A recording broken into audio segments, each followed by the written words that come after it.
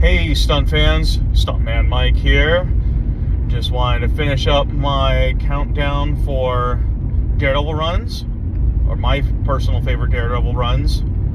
And we are going into the top 3. Let's get right to it. Number 3 for my favorite Daredevil runs would be Chip Zdarsky's run. This was, one of the more recent runs, and I heard it was really good and decided to give it a shot after reading through everything, and I could not put that run down. I do believe he really captured the darkness of Daredevil, but also his beliefs and everything. I think he's one of the writers to really bring in Matt Murdock's spiritual beliefs, his Catholic teachings, his learnings. Haven't seen too much of that since maybe even Frank Miller.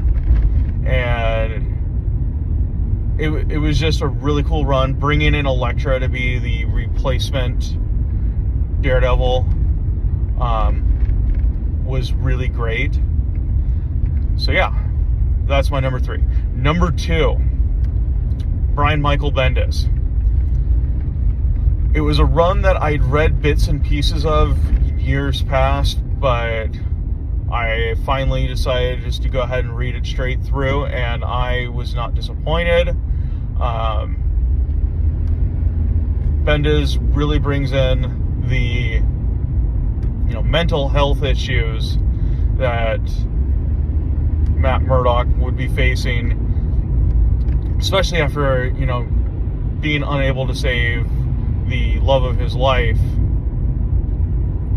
and even though he can't see, watching her die right in front of him, and having to deal with his secret identity being put out there, and just it pushing him over the edge. And Alex Maleev's art on that, it's just incredible. It really brings in the gritty realism that Bendis was trying to go for. So yeah, that was my number 2. And number 1, really no surprise, would be Frank Miller's run, which ran in the 80s, and then after a little bit of a gap, there was also the Born Again story arc and the miniseries The Man Without Fear, with art by John Romita Jr. Whew, that was an incredible run. It was another one where I had been meaning to read it for years and just never did, and I kept seeing online people talking about it, saying, oh, it's great, it's a masterpiece. And to me, for the most part, whether it's comics or movies or anything, nothing really lives up to the hype. So I went in a little skeptical. I knew it would be great, but I went in a little skeptical, it being a masterpiece. Yeah, it was better than what I've read. While for the most part it is a dark run, at the same time, Frank Miller does bring in quite a bit of humor at times, like when there's the issue that guest stars Iron Fist and Power Man, Luke Cage. It was just hearing their banter was hilarious. And also the character Turk just cannot catch a break, is just made a fool of, even when he tries to be tough. So it's fantastic.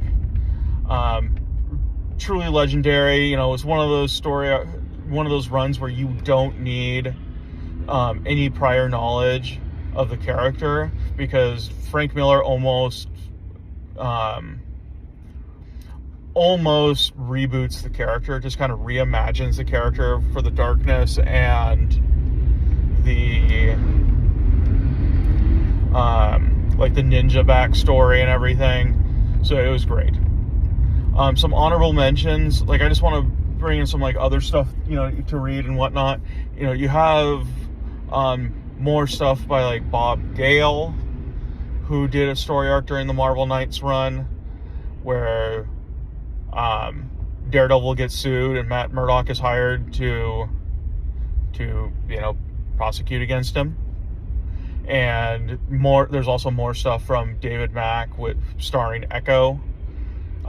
Most of that stuff can be found in the Marvel Knights Daredevil Unusual Suspects trade paperback. And then another great story arc, which was a mini series, and it was between Charles Soule's run and Chip Zdarsky's, was The Man Without Fear, not to be confused with Frank Miller's The Man Without Fear, and dealing with Daredevil recovering from a major physical setback after a massive fight that he got in. So yep, there we go. There's the rest of my Daredevil talk. And please like and subscribe or follow. That'd be great. Catch you later.